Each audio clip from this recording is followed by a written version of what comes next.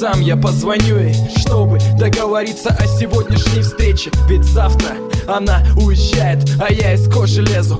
Так надо много сказать. Ближе к 4 часам я позвоню ей, чтобы договориться о сегодняшней встрече. Ведь завтра она уезжает, а я из кожи лезу. Так надо много сказать. Так получилось, что она вскружила мне голову. Сейчас думаю о нашей встрече только. Все скажу, какие чувства к ней испытываю, что прекрасно понимаю, что не найти такую же. Ради нее я готов пожертвовать многим, свою жизнь отдать. Да способен ей и не на такое. А самое страшное, что я еще не разобрался в мыслях. Ведь она первая, о ком я все время думаю. Друзья не узнают меня, говорят: она гордая, куда ты лезешь, сил не хватит. А я уже устал повторять, что от нее не отступлю ни на шаг. Ближе к 4 часам я позвоню ей, чтобы договориться о сегодняшней встрече. Ведь завтра она уезжает, а я из кожи лезу. Так надо много сказать. Ближе к 4 часам я позвоню ей, чтобы договориться о сегодняшней встрече. Ведь завтра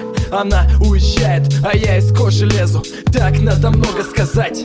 У каждого есть свой шанс, его упускать не стоит. Определиться надо, я это понял.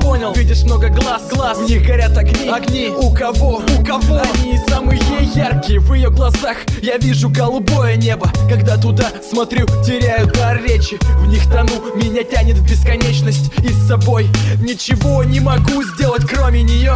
Мне больше никого не надо. Мой идеал за все сказанное. Отвечаю на прощание поцелую. Любым способом такие планы. Начинаю набирать номер. Алло, привет. Который уже раз со всеми попрощалась. Как отключил телефон и уже спит, походу. Окей, передам. Ты-то поспишь хоть чуть-чуть. Ясно. Так во сколько ты в порт двигаешь? Тогда я в 6 буду у тебя, да? Не, спать не хочу.